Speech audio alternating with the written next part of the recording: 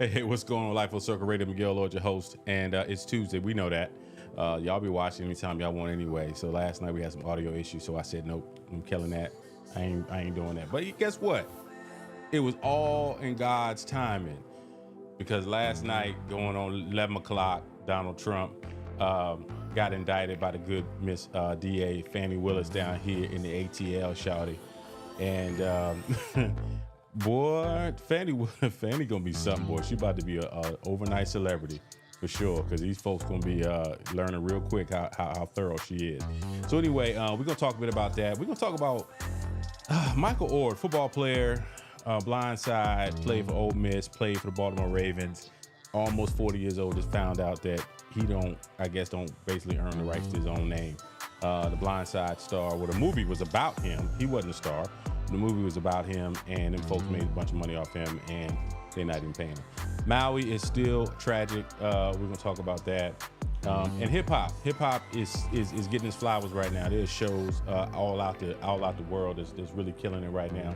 We're gonna talk a little bit about that. And I know I forgot something, but the super producer will remind me.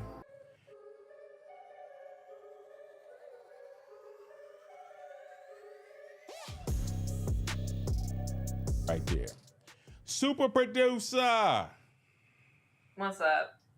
Man, how you gonna be already in your Yo, y'all, this is a sleep shirt. This is my sleep sports bra. I sleep in the same sports bra every night. I was ready for bed. He was like, "What are you doing?" I'm like, "What?" He's like, right. "We were supposed to go live tonight, so I'm here. So this is me in my jammies." Yeah. I that's between you and my big homie over there about you sleeping in bras. He didn't know either. I came out of the room with my laptop. Go set this up. So you're like, what? What?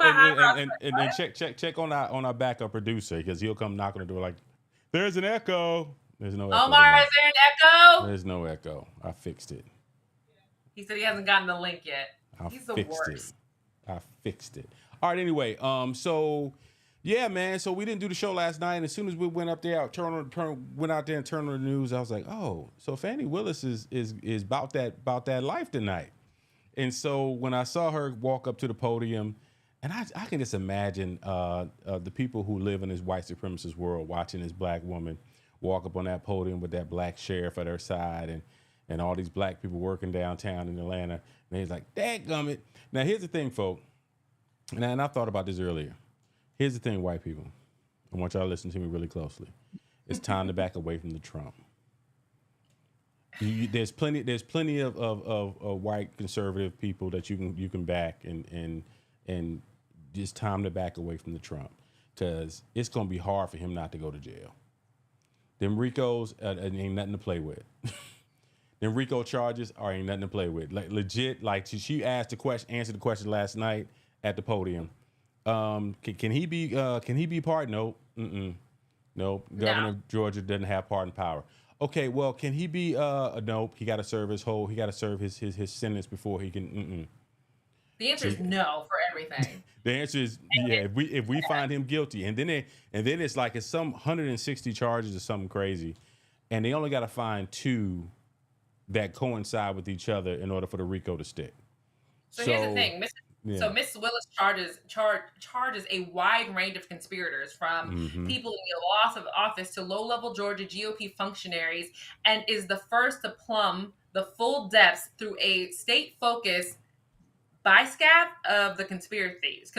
She's basically saying it's not just Donald Trump.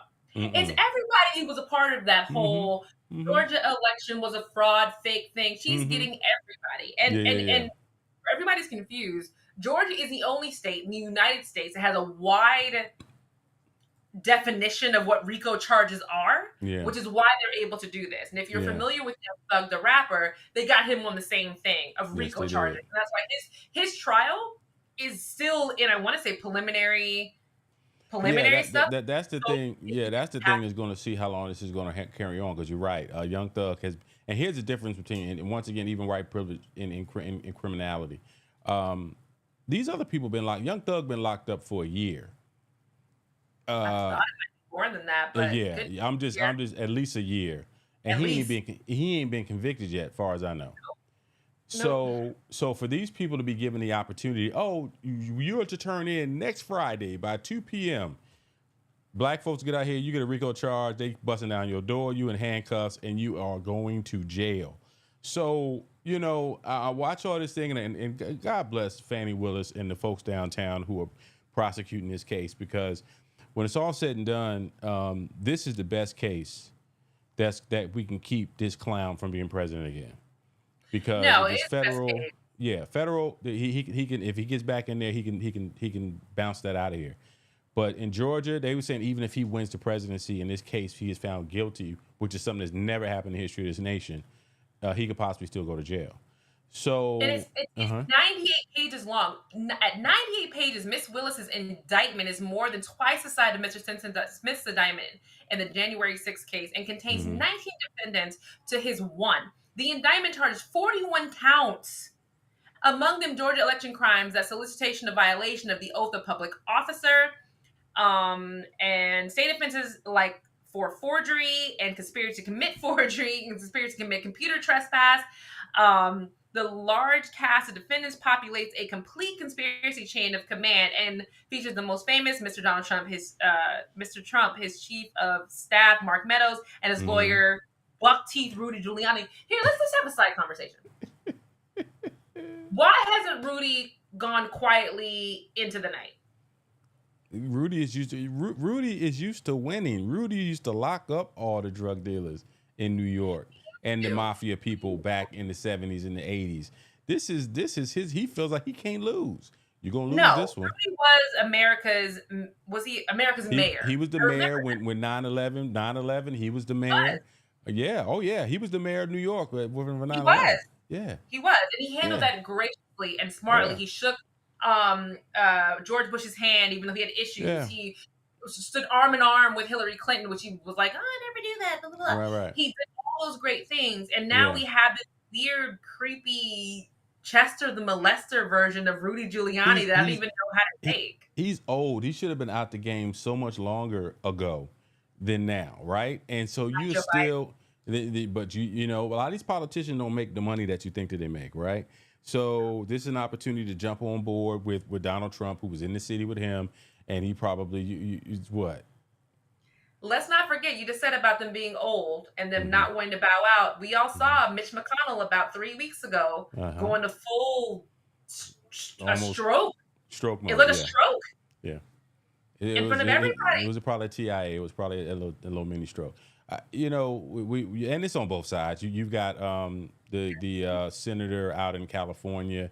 She fell down about a week ago, and she can't serve like she needs to serve. A lot of these old politicians, let it go. It's time to move on. And even the young ones like Fetterman in Pennsylvania, he's not healthy. I know they love his whole sweatshirt. I'm the big guy, blah, blah, blah. The man's had a stroke, I think. He's had several heart palpitations. It's not healthy. And I get he was running up against Dr. Oz, who, but still, Yeah. Dr. Oz is interesting in that whole process of how he was actually running in Pennsylvania. And anyway, so as we're talking about this, this is going to take a while, but the whole strategy around it, I get it. You know, they say, "Oh, you're doing it just because you're campaigning and blah." Yeah, that's right. You know, if you'd have gone quietly like Clinton and Bush and everybody else, You could have been over there on the side with your little reality TV shows and nobody would have bothered you. But you continue to stir up a lot of mess. You got people down in Montgomery getting hit upside the head with chairs because when it's all said and done, you're the only one that's protected at that level, as in Donald Trump. Everybody else out here got to live with each other. And so we're trying to learn how to deal with each other, and he continues to want to stir up the pot. So, anywho, all right, let's move on. So we wanted to. What is that look on your face? You got something that you want to say? What? I just posted. I said this segment is brought to you by Tito's Vodka and a lack of sleep. God, so you already been tasting. Lord have mercy. I was like, hey, we ain't got a show tonight. I cooked dinner. I've been up since 4:30 this morning. I started work at 5 o'clock this morning. It's an early day for me. But I'm all hype. I'm all good. I'm ready for the show. So let me get you some exciting news to get you all ramped up because you shows up there looking like, Where we going next? All right. So I want to go, soon as we talking politics, I want to get this story out the way. And so, that's your mic. So in honor of the 50th birthday of hip hop, which was last Friday, and I'm gonna have fun with that before the show is out. Vivek Ramaswamy. Am I saying it right? Ramaswamy. Vivek Ramaswamy, who is Start it again. Vivek Ramaswamy. That's what I said, Ramaswamy. You got it all like jumbled. It got weird for a second. Ramaswamy. Yeah. Ramaswamy is running for the Republican nomination. I don't know. He's wealthy because of something. He probably created some entrepreneur. Some tech firm that sold for $1 billion, and now he's out here running around the streets. And so here's the story. As he's campaigning in Iowa, because it's that time of the year, you got to go out there and do your hokey thing. You got to go out there and show you're one of the people. He decided he wanted to show us that he knew how to spit some Eminem bars. So I don't even want to hear it. About this moment involving candidate Vivek Ramaswamy earlier. This is a lighthearted event in some ways. It's also an unpredictable and unscripted event here at the Iowa State Fair. And I want you to listen to what Vivek Ramaswamy did after he was done with his Fairside chat. Everybody's joking now, the clock's run out, time's up, over, plow, snap back to reality. Oh, there goes gravity, oh, there goes gravity, choke. He's so mad, but he won't give up that easy, no, he won't laugh it, he knows his own back. Okay, that's enough of that. It's enough of that. Here's the funny thing about that, right? Is that I've never been more angry in my life. Go say what you got to say because I'm annoyed. Bill Clinton gave us the saxophone on Arsenio Hall, and this is his. This is his. You get up there and you go ahead. Bill Clinton learned how to play the saxophone before he got on Arsenio Hall. He knew how to play the sax. That's different. So Vivek having a weird kind of lip sync battle by himself to Eminem. Here's the problem with it. Mm-hmm. The white crowd didn't know what the song was. If the white crowd would have done the... No, I don't agree with that. That's Eminem. That's like the rap. Go Elvis. back to that video. That's like the rap Elvis. That's like the rap Elvis. Pull the video up. Pull the video up. Okay. Look at that crowd. Look at that crowd. You're probably right. They were just standing there. It wasn't even a bop. There wasn't even a head bop. He is someone who was rapping through college, really taking the reins of "Lose Yourself" by Eminem, and he just started to look at the crowd. Karaoke. I can tell you, as somebody who did try to karaoke this in a Korean club, this is very difficult. So, Frederica, a moment. All right. So, what would have made this cooler, what would have made this a Bill Clinton saxophone moment if people in the crowd would have at least put your hands up, done the rabbit bop from 8 Mile movie. You remember that when everybody did this like all together in unison? That would have made it cool. Instead, he just looks like he is parroting black culture from a white man who has always been respectful of that black culture. He's not. Eminem's a white man, but Vivek is not. That's what I'm saying. He's parroting black culture from a white man, even though that white man has always been respectful to black culture to a white audience who doesn't know the music nor the song. It's just creepy. But we got to get past this mindset that they don't consume our art the way that we do. They don't consume our art the way that we do. What are you talking about? If Eminem is by far one of the best rappers who ever touched the mic. Now he's not He is. You know, he's not. You know, that's a whole different conversation. He's It very is, talented. and I feel like for my generation, mine, not Miguel's, my generation, when Eminem came out, he is the best rapper to touch the mic in my generation. No, I'm no, all we're not time. gonna have that. No, we're not gonna have it. Who? He's not that. Really? Who? He's not from that. mine, not yours. Mine. We're different generations. Who's from mine? We're not that. He came out at the same time as Lil Wayne. He came out at the same time. You're talking about. He came out in the mid to late '90s. He's been around over 20 years. Eminem, I prefer him over him. I prefer him over Lil Wayne. Eminem is. Here's the funny thing. I always, when people had this conversation about Eminem, and we're gonna get back to Vivek. We are. Name one song when you go to the club that you hear the DJ play that's Eminem song. Crickets. That makes me want to dance. Crickets. Not nan one in the history of Not black people. not nan right, no. one. Eminem always when But they does talk about that Eminem make a being difference? huh? Does that make a difference with like, you can't dance It to absolutely makes a difference. He has no club Okay, well, bangers. all right. He has Fair. no club bangers. But Okay. Eminem is a brilliant lyricist. But the point being is that if I were, like, for example, we all know Darius Rucker as being one of the greatest African American country singers ever. Part of the reason why we even pay attention. Next to the guy with the mole. Who had the mole? Who you talking about? I have no idea. The But light skinned guy with the mole. you talking about the Neville brothers?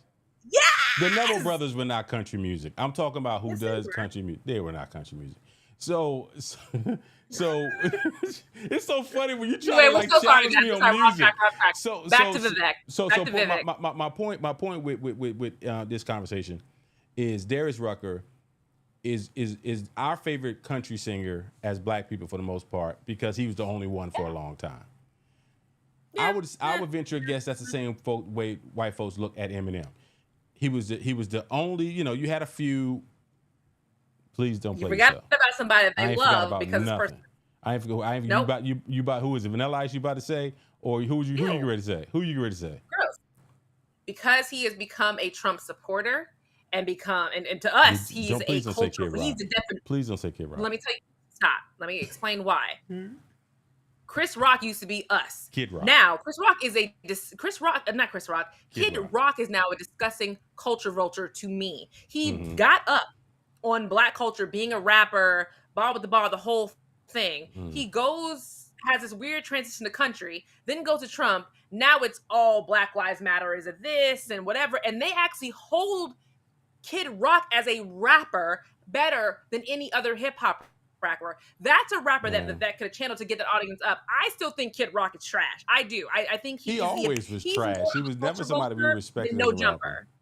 He was nobody. We never respected Kid Rock as a rapper. He was just, some white dude who sung rap when he did his music. But they had him on a few features that made you go, "Oh, okay, I get it." There was a few features that he had. I will pull them up later when we're not having this conversation. We'll do that. But point is with Vivek is that Eminem's a dope. It gives him cred, street cred. That's the little terms I like to use. In they streets, in them Iowa streets, he's in Iowa. He in them Iowa streets. He's 38 years old. So he's a young dude who's trying to show them I'm young. Has an ice cream parlor on it, then it's not the streets. I just want somebody from the Republican Party to step up and make a dent in what Trump has. Trump has got them folks by a stranglehold, and I'm just like he does. And I repeat what I said at the top of the show: white people, it's okay to find somebody else. If you support somebody else, whether it be Asa Hutchinson or Chris Christie or anybody, like somebody, because once again, but there was many of us who voted for Barack Obama simply because he was black. We ain't studied on his policies. We ain't know nothing that he did in Illinois. A lot of black folks supported Barack Obama simply because he was black. A lot of white folks are supporting Donald Trump simply because he's white. I do not care.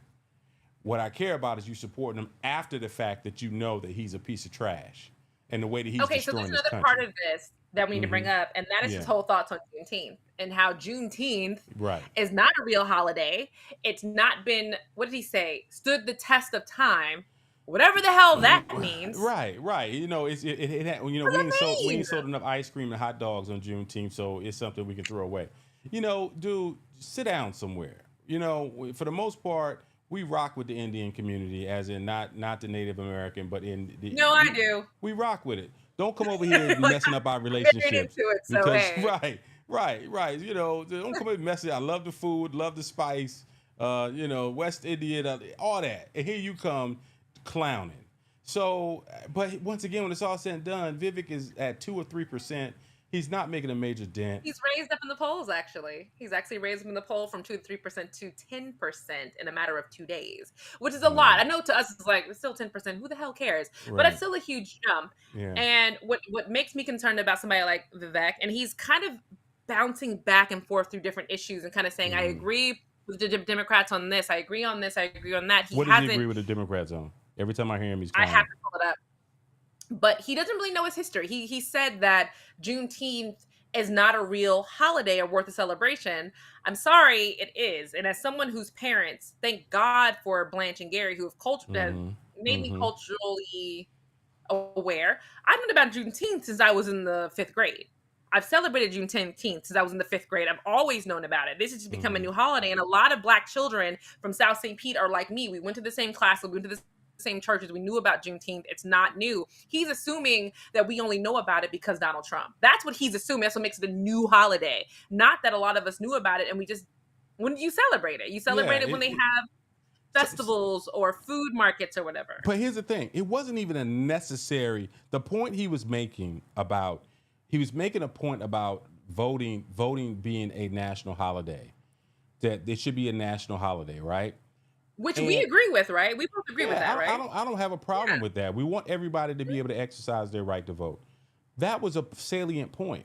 But then you want to go left and say, just get rid of some of these worthless holidays. Like, first of all, you don't call anybody's holiday worthless. Like, I don't celebrate St. Patrick's Day. You know what I mean? I don't celebrate Hanukkah. But I'm not gonna sit up here and Columbus Day can go. I don't celebrate Columbus Day.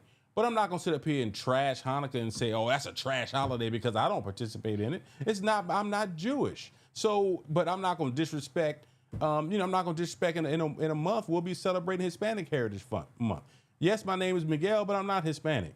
So, but it's all good. I'm gonna sit up here with my Hispanic brothers. I'm gonna be like, brothers and sisters, like, all right, cool. You know, that's what we celebrate. We're like past the good food on Spanish Heritage Month, passes the good food, passes the salsa and the sauce. Whatever y'all got, it gets so irritating that for some reason, Black folks are always the group of people that folks think that they can disrespect. Even the new immigrants. See, like, he's a brand new immigrant. He's a first generation American. And feel like you can come in here and just and want to crap on Black people. He's not a brand new immigrant. A lot of Indian people and Guyanese people are first generation immigrants. Okay. That's what I meant. Because, for example, Omar is first generation. That's what I said. Omar is the first generation of immigrants to be here. Right. His mother was born in Guyana. She's actually going back on, I could actually see her. She's going back on September 16th for the first time in 38 years, which is so cool. Oh, wow. Okay. But it's so cool. It's great that he is first generation born here. That's great. Right. But he has the same issue that, what was the Louisiana governor's name? I can't think of the weird, stupid nickname he took that wasn't his real name. You know what I'm talking about. Oh, I can see his face, but make your point. Thank you. He has the same issue that governor had, and the same issue that Nikki Haley has. Mm-hmm. They are going so out of their way to be accepted by the white Republicans. They are forgetting all about a brown culture that has lifted them up to get to where they are right now. That is a bigger issue. You can be Republican and still respect your culture. Those 3 Indian people, none of them I've seen them respect their culture. Have you? Right. Even Vivek, we talked about this. He's a monolithic. It's the same stuff with Black folks. It's the same stuff with Tim Scott. Same stuff with Clarence Thomas. It's the same stuff with Larry Elder. It's the same crap that I can't imagine living in some skin that I hate so much. And the fact that Black folks feel like they want us to be their punching bag is ridiculous. But I'm gonna let you finish your point, then we're gonna move on. Vivek is a monolithic Hindu, meaning he only believes in one God. As a sideline Hindu, because my husband is, my mother-in-law is, our family is, it's not that. How does that work with a monolithic Hindu? There's 13. There's 13 of them that you have to respect. That's So how are you education for me. saying, okay, just this one person is way higher than the other ones? I even Googled it, like, well, what's God? Oh, you can pick which God is above all the other ones. I'm like, no, that's not even how life works. So I feel like that's a joke. That sounds more like Christianity than what I understand about Hinduism, but I don't know that much about Hinduism, so I'm not going to put my White foot any adjacent further. Christianity. So I'm not going to put my foot too much farther in my mouth. All right, so let's move on. Hawaii. This story, huh? We want to go Are we Hawaii talking about next? Hawaii? What do you want next? We can go Hawaii. That's cool. And it's really a sad situation in Hawaii. Yes. When we look at what's going on now, they got the cadaver dogs out, and now they're looking for bodies. These are the moments where you really feel blessed, right? Because you just, you can be living your life and just imagine this was somebody's neighborhood. What we're looking at right now was somebody's neighborhood, right? That's devastating. I cannot imagine the devastation that people who have to deal with these type of and this climate change is real. Then keep on trying to act like it's not. We can try to cover our eyes and blink and act like it's not what it is. But so number of dead from Maui wildfires reaches 99 as governor warns it could be there'll be scores more. It has to be. So here's the story. With only a third of the Maui wildfire burn area searched, the death toll from what's already the deadliest U.S. fire in more than a century still could rise significantly, Hawaii authorities have said. At least 99 people have been confirmed dead from the wildfires, and the number could double over the next 10 days, Hawaii Governor Josh Green told CNN on Monday. He said it's a tragedy beyond tragedies. Authorities have identified the remains of 4 of the dead, and officials will release the names of the other relatives are notified. Most of the people found dead had been out in the open in cars or in the water in Western Maui's hard-hit Lahaina area as more teams and cadaver dogs joined the effort in search to expanding through the wiped-out neighborhoods. This, to me, is devastating. And we have heard stories of the alert system not alerting people that a deadly wildfire was coming, and some people were saying, well, it's really only built for tsunamis and for I think earthquakes. But I feel like with any big huge anything, a fire like this, it should alert everybody. Isn't that how it should work? I would think, but some of the images I've seen of people who had to jump in the water to escape the fire. When I think about this situation, I don't know how big the island is. I think that island is the biggest of the Hawaii Islands, but I don't know how big it is. It's Big Island. They call it Big Island. But you don't have endless ways to when you live in Florida, I live in Georgia, right? When they say the hurricane is coming, some of us drive 500, 600, 700 miles north to say, okay, we're gonna let this storm come through, let it hit, and then we'll go back, right? So we had a lot of land to drive to get away from these situations. How far did these people have that they could escape, right? What kind of highway system did they have, right? There was no escaping this. And if there's some people that have to literally jump in the water. For perspective, Maui is only 48 miles long and 26 miles wide. As a Georgian and a Floridian, that ain't nothing. That's a 45-minute ride to get from his house to Atlanta. Stone Mountain. You're exactly right. That is me to the other side of Atlanta.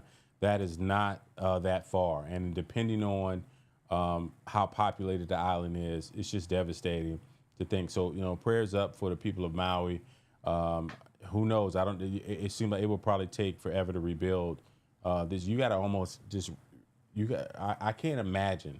And Doc Rock, who we've had on our show before, Doc Rock lives in Hawaii.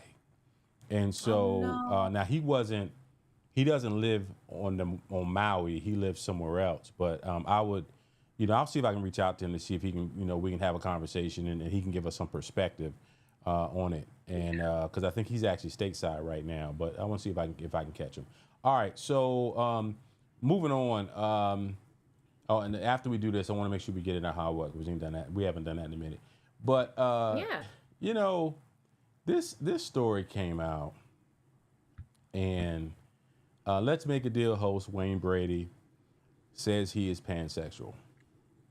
I didn't even know what pansexual meant until maybe 2 years ago when I know. what's her name? What's her name? The singer from Atlanta, Janelle Monáe. Janelle Monáe came out. Janelle Monáe She's came not out. pansexual. She's just weird. There's a difference. I think she considers herself pansexual, right? She consider herself flapjack. It's fine. But anyway, moving on. So when you were you said really this story, surprised by this? was I surprised? I didn't give any thought to Wayne Brady's sexuality. That's the part. That's the story to me. Why does everybody feel like everybody has to know? Like for real. Like perfect example. Queen Latifah is one of my hip hop icons. She is part of who I am when it comes down to music. Love She is hip hop history. She is hip hop. She's an icon. She's touring right now. People have been saying for years that the Queen Latifah is gay. I don't care. I don't, and she's always been very private about it. I don't know why all of a sudden people feel like they always got to let everybody know everything that they're doing in their lives. What is the benefit from this? You got a new movie coming out. Like, what was the purpose of him coming out and talking about it? People think he was getting blackmailed, and that's why he came out. The same thing that happened with Nikki Tutorials, who's a famous makeup artist.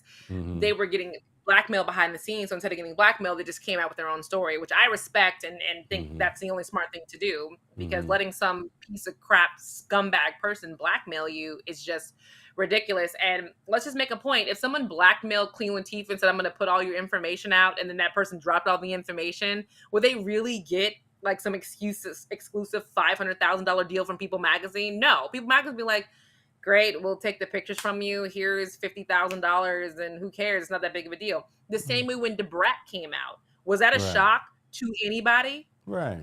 No, everybody was like, and so who the hell cares? This wasn't a secret. Get out of our face with this mess. And I feel like Wayne Brady's the same way. Like, we don't care, and we knew this, and please, let's move on. Clay Aiken, the white version of this. Clay Aiken came out as gay. And Ricky Martin, and like, you guys weren't fooling anybody. George Michael, R.I.P., some of the dopest music George of the Michael, 80s, all right? these people thought they were hiding it. It's like, no, you weren't. No. Words kept secret. Yeah, and so I don't know what the benefit, and I think, I don't know, I'm only speculating, but I don't know, because there's a lot of people in the LGBTQIA community that are running Hollywood and entertainment space, and they basically saying, hey, it's time. You need to come out. I don't know. I don't get it.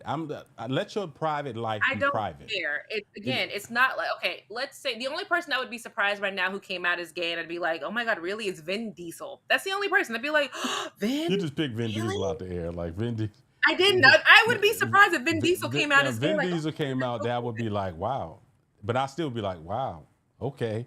You know what I mean? Like, it's when's the last Fast and Furious installment? Like, let's move on and let's keep going. Like, why do we keep caring about this stuff? It's just wild to me that there's so much energy and time spent on this stuff, and I guess it just makes you more pliable. The situation with Lizzo, we talked about a couple of weeks ago. Her acting a fool now is about to cost her a bunch of money. They talking about they're not considering her for the Super Bowl now, and which they don't get paid for that, but it's still a big deal. It's major promotion. Massive deal. Yeah, that's absolutely a great big deal. All right, so let's get our how what. Let's get our how what in.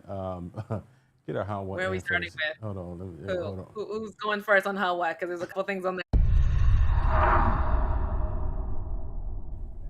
Hey. I need to go to this the Popeyes chicken workers ripping the hair out the ball.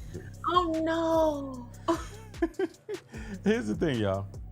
There's a few people that you don't want to pick a fight with, and the people who work at Popeyes or Bojangles, they're about that life. Or Waffle House. Yeah, or Waffle House, and for the most part, Popeyes and Bojangles, they're gonna be black people about their life. Waffle House is a crapshoot. It could be anything, white, black. It don't matter. If your pancakes or waffles ain't come out nice and steaming, just put some extra syrup on that thing and keep it moving. If I went to Waffle House and my meal was wrong, my homegirl was like, "You should say something." I'm like, "No, I'm good. I'm okay. I'm gonna eat these cold waffles and just be fine." Like I don't need to have my nose broke and arm broken after the club. I'm good. So the whole situation out there in Atlanta mother alleges 3 Popeyes workers left her partially bald for speaking out about incorrect order. So she had like this big old long braid, I think, in her head. She had thick cornrows. So instead of it being like little small ones, she had like 5 that were thicker going all the way to the back of her head. And I guess when they got into a fight after she wanted her order corrected, which I don't believe her part of the story where she calmly asked for her order corrected. Nobody believes that. I'm sorry, sweetie. No one believes that. First of all, don't nobody do nothing calm in Georgia. They from Georgia. Exactly. But they ripped the braid out of her head, and they show the picture, and it looks patchy. It doesn't look like it looks maybe terrible. It looks like they terrible. Shaved a little bit to get it out without hurting her, but it looks like they ripped it up and then they had to shave the rest of it out of it. And what's interesting to me is that 3 of the coworkers were all related at the Popeyes. They were all related. That surprises you said? One of them was probably the manager, and she hired her little cousins to come work at the job because she has. Not her daughter. It was her daughter and her niece. It was her daughter, and her niece. There you go. That makes so much sense in the neighborhood Popeyes. Brown people do better. Like, as the mother, you shouldn't still be working at the Popeyes. You should be working as a franchise owner. She is the manager. She is the manager. Just like my man from Coming to America. She was on lettuce, and then she went from fries, and now she's the manager. It is what it is. It's a job, but you ain't got it no more because you ripping people braids out. But all 3 women were arrested that same night. People were like, well, why is she just coming out night? No. All 3 women were arrested that same night. They were let go from the establishment, and the woman is now suing. I think she's suing either the franchise or she's suing corporate for what happened to her, which she has every right to do. I mean, they ripped your hair out of your head over an order being wrong. That's crazy. All right, what else you got in the what? You said something else you want to talk about. What else you got? Tory Lanez. Tory Lanez is the rapper. I guess he's a rapper. You play his music right now. I wouldn't even know. Is he a rapper or singer? Miguel knows nothing about this story, and this is not even about his sentencing. It's about him. Go ahead. I do know something, but go ahead. No, you don't. He addressed his umbrellas, basically saying that he has nothing to apologize for. Mistake number 1. That's why your ass is in jail now. Why you're going to jail. And that, he will hold it down and whatever, blah, blah, blah. Tory Lanez, whoever is your corner, has been leading you wrong. You should have taken that plea deal from the state for only 7 years because you only would have done 4. Instead, now you're doing 10, expected to do 8. All this talking crap about Meg and songs and making a mockery of the court system, and now you're addressing your umbrella, saying you did nothing wrong. You had an unregistered gun. Regardless of how black you think you are an immigrant from Canada who's getting deported after this. Like, how does he not realize the basics? It's not even about shooting Meg. You had an unregistered gun, and you're a non-documented citizen. The bottom line is you lucky you got 10 years. You shot the girl in her foot. You shot somebody. And you got a chance of getting an unregistered weapon, and you're not a citizen of the U.S. So yeah, so all this trying to be hard. I'm a rapper, and you 5'2", and you dating. You better be lucky. Megan Stallion was even dating your little short self. All right, so what else we got on what? Anything else you got on your mind? I know. I keep laughing at the fact that how short he actually is. You thought I knew about this. I know that about him. That he's short. He's 5'3.5". Oh, I was joking at 5'2". He's actually 5'3.5". Ooh. Devin is 5'4". Yeah. So how does that work? Megan Thee Stallion and I are the same height. So how does that work sex-wise? I don't know, and I'm moving on. I am not. Nope. How do the parts match up? Nope. They'll find their way. All right. I think that'll be it for What today. And these are stories, as we mentioned, as you said, what? This really happened. And so as we continue on this journey. All right, man. So wait. We got another what? I'm so sorry. We were talking about this before the show, and that is a story of Michael Orr. That is definitely a what, is it not? Or is that just a regular story? You got me pulling the graphic back up. Yes, the what of Michael Orr. Michael Orr, people don't know, and that's what I do know. Michael Orr is a football player, played for the Baltimore Ravens, played at Ole Miss. The movie was The Blind Side with everybody's favorite Gen X white girl, and I can't remember her name right now, who played Her name is Sandra Bullock. Sandra Bullock, there you go. We all love movies that she's been in over the years. So she played the mama, and come to find out, they did not adopt this brother as they claim. He had a conservatorship, and that's the same thing that Britney Spears had that up until last year, she's 50 years old and can now go get her own Chick-fil-A without her daddy telling her she can. So tell us a story about Michael Orr and where his situation is now, because he got a new wife. All right, so retired NFL star Michael Orr, whose supposed adoption out of the gritty poverty by a wealthy white family was immortalized in the 2009 movie The Blind Side. The 14-page petition filed in Shelby County, Tennessee probate court alleges that Sean and Leah Ann Tahoe, who took Orr into their home as a high school student, never adopted him. Instead, less than 3 months after Orr turned 18 in 2004, the petition says the couple tricked him into signing a document making them his conservators, which gave them legal authority to make business deals in his name. The petition further alleges that the Tahoes used their power as conservators to strike a deal that paid them and their two birth children millions of dollars in royalties from an Oscar-winning film that earned more than $300 million, while Orr got nothing for the story. So, in the years since, the Tahoes have continued calling the 37-year-old Oy their adopted son and have used that assertion to promote their foundation, as well as Lee and Tahoe's work as an author and motivational speaker. Basically, what's happening is that the Tahoes are using Michael Orr's name for profit. No, I still don't know their names. Nobody knew their names then. We don't know their names now. They only. I don't even know how to pronounce it. Tahoe. They've made all this money for the last 20 years off The Blind Side, off of Michael Orr. Michael Orr's had a whole NFL career, and he probably went out there to go sign his marriage license. And it was like, well, you got to get somebody else to sign off for your marriage. Like, what? I honestly think that's what triggered it. I think, and maybe having 4 kids with finding the kids with birth certificates, I think that triggered it. And they're like, what are you all talking about, trying to find paperwork? I think that's what triggered the issue. I think when the movie first came out, which we all know he didn't like, he was not a fan of the film. He'd never been a fan of the film, and he had his issues with it. He didn't make any money off the film. No, but here's the weird thing. Money off the film. He made money off the book and the screenwriting credits. People keep forgetting that. He wrote the book. The book he wrote about his life then was adapted to the movie The Blind Side. Michael Orr wrote the book. Yes, he wrote the book in 2006. Okay. That book wasn't taken and made the movie. So he has screenwriter credits, I think, on that film, but that's nothing compared to the distribution of the film. Again, that's why the Screen Actors Guild is in a fight right now, because they don't get half the money that the movie actually made. Right. So we did get money from the book and being a screenwriter on the film, but he did not make all the distribution money. He has gone on to be a very successful football player. He was a Super Bowl champion, being injured. He wrote another book after that. He has speaking engagements. He has a wife and family. He is successful. And I hate when people say, oh, he just broke now. That's why he's doing this. No, he found out there's still a conservatorship over his life. And that's why he has an issue. Right. I just hate greedy people, man. I just do. If you were doing this from the heart and not because he was a big kid, you wanted to get to your favorite SEC school, even after that fact, it's like, okay, now, all right, here's the thing, Mike. We have to do some paperwork to make sure that he's thinking he's got adopted by this family, took him in, and they meant the world, and they meant him good. They didn't mean him any good. They found themselves a workhorse. They found themselves something that was going to make them some money, and they took advantage of him.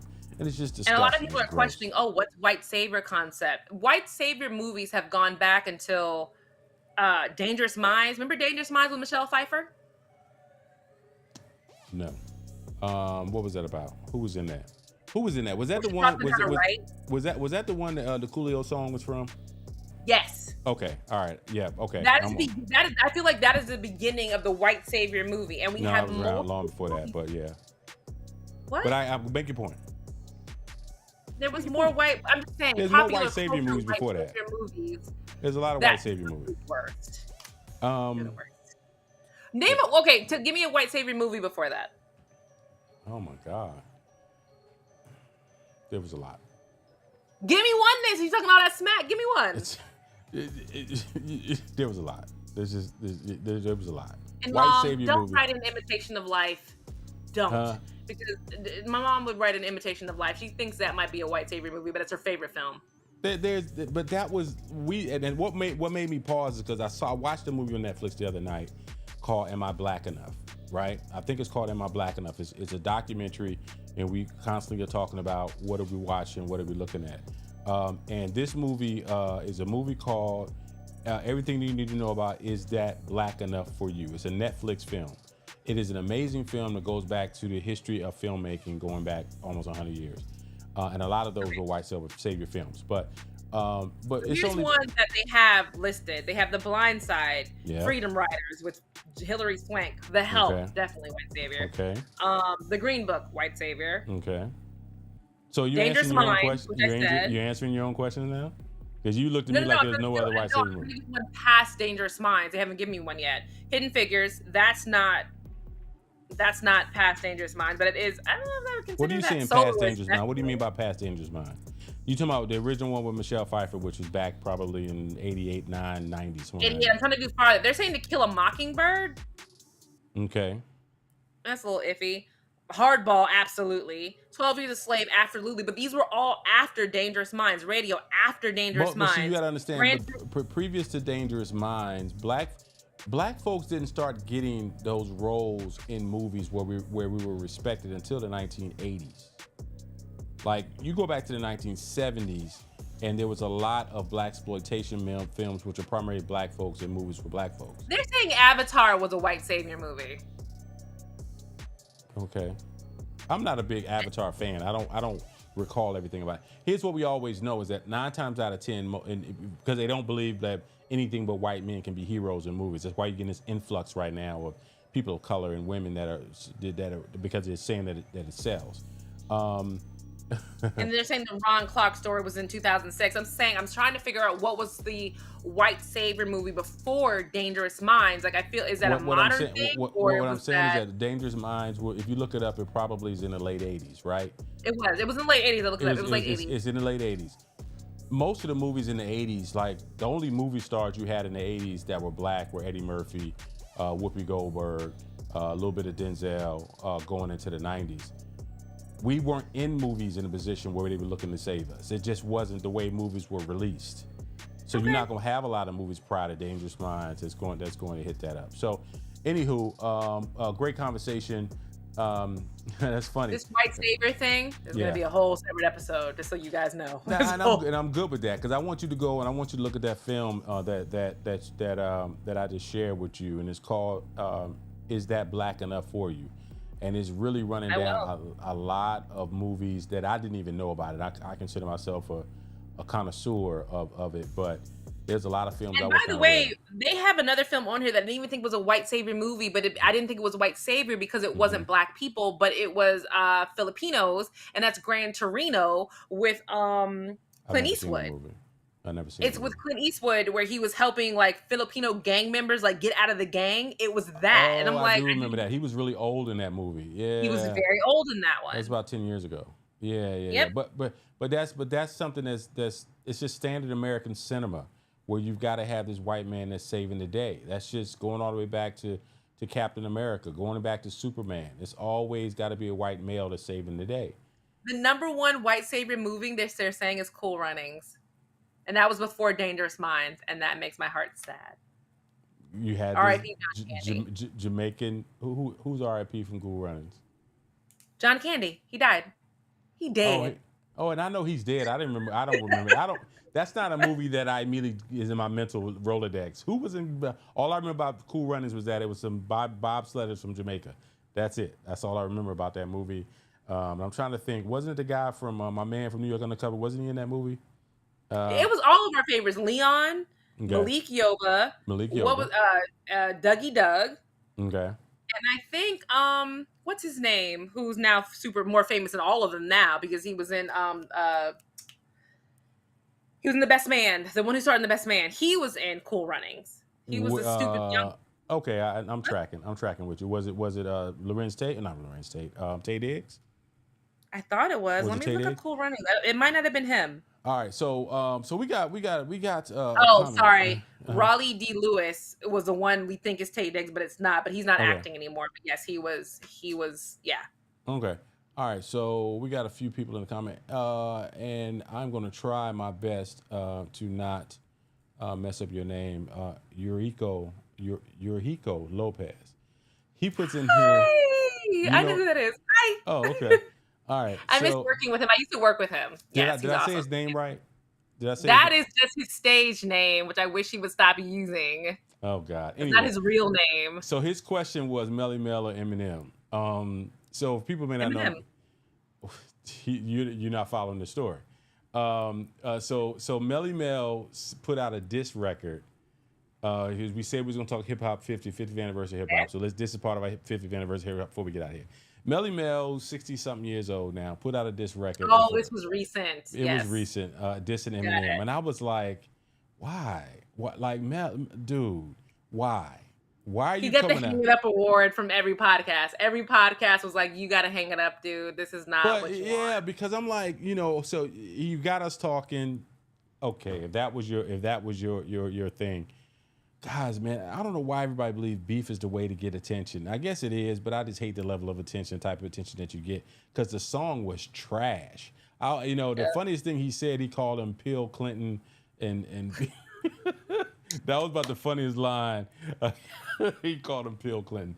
So Eminem, I don't think Eminem responded. If he did, I'm unaware of it. There's no reason to respond. The other beef that was coming out, MC Shan, for many of us old school hip hop heads who's from Queens, dissed Nas because Nas didn't bring him out on the performance. Nas is huge.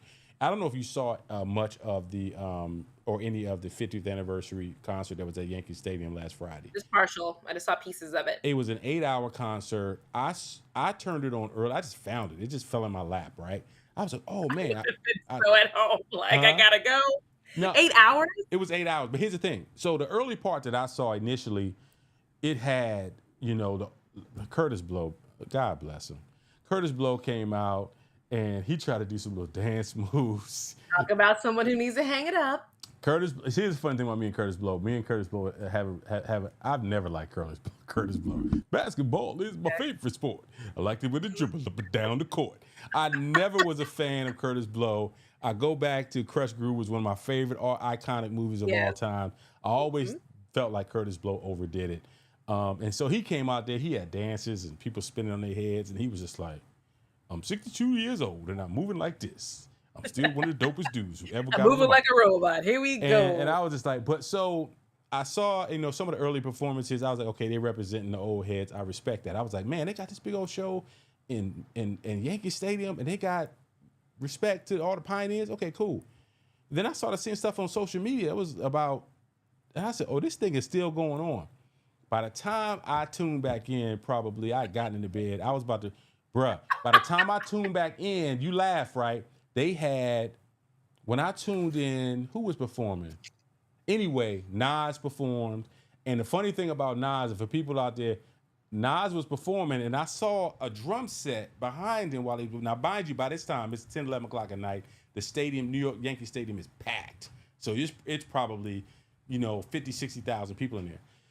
And I see this drum set behind Nas, and I'm like, why does Nas have this drum set behind him? Okay, all right, cool, whatever. Oh, by the way, we're not recording next Monday because it's going to be the LL Cool J show, which is next Monday night. Just so you know. So we got to figure out what other day we're recording. I will drop content for you guys so we don't miss out on anything. I will drop content on Sunday so that Miguel can post in the day on Monday. We're good. So let me say. So there's a drum set behind Nas. And then all of a sudden, I start hearing Nobody by Nas and Lauryn Hill. So Lauryn Hill can't just grab a mic like anybody else jumping up on somebody's set. And no, she brought her whole band. That's a lot of people. Isn't that a lot of people? Yeah, she had a drummer, guitar, 3 backup singers, her backup rhymer and everything, right? So she comes out there, she takes over Nas' set. So literally, Nas is back in the back like he a backup rapper to Lauryn Hill. He's like, all right, go ahead. She did about 4 songs, did about 2 Fuji songs, and then all of a sudden, in the middle of his set, she go walking up the stage like, all right, peace, I'm out. Like, this was my set, Miss Lauryn Hill. You coming in here taking over my set. And then the last... did they do If I Rule? They did If I Rule. The song they did, which came out about 2 or 3 years ago on Nas's...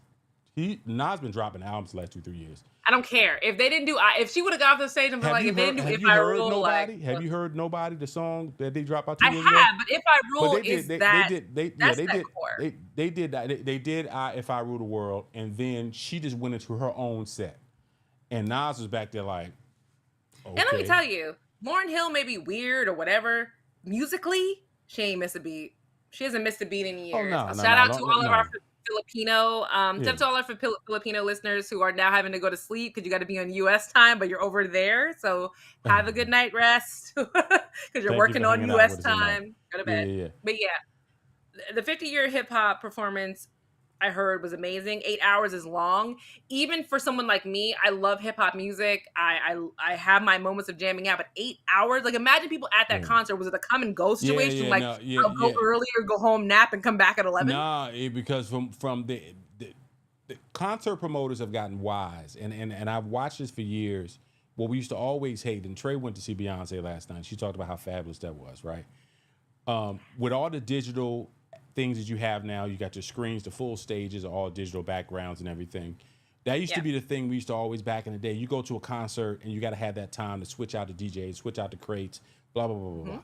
You ain't got to do that no more. What they did at this show, they had this huge DJ set, DJ booth up top that had probably 6 to 8 turntables already set up. So as they knew people was coming up, whoever was the next DJ, they just jump in, they change out the file in the back. So as I watched it, I saw Cam, I saw Ghostface, I saw Nas, and then they closed out with Run DMC. And Run DMC, this was supposed to be their They're last. retiring officially, right? They're no longer. This was their last performance. That night, that's why I was up. I was like, oh man, because I had really gotten to bed to go to bed. And when I turned on the phone, and I said, oh, Nas, okay. Trey sitting next to me and she's rolling over. She's like, all right. I said, nah, babe, I have to turn this down real low. I got to watch this. He's like, yeah, I'm going to bed. Right. So it's Nas, and then here come L Boogie, and then it's like next up is Run DMC. I'm like, I got a long night ahead of me because I got to, and a lot of people were upset because Rev Run was performing like it was 1984. So what? This is their last performance. He can do what he wants to do. I don't care what it's their last performance. Well, he was cussing and he was GD and he was MFing and he was doing hip hop.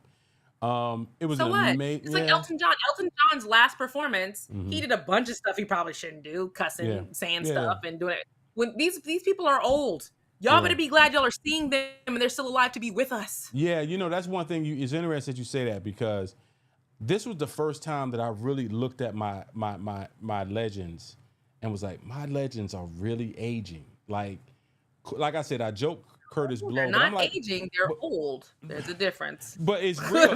it makes me, I'm like, I said, well, yeah, I'm 51 and they were the old heads. So Curtis Blow is in his 60s. Melee Mel is in his 60s. One of the dudes from the Sugar Hill Gang, the hip, the hop, the hippity, the hip hop, the rap.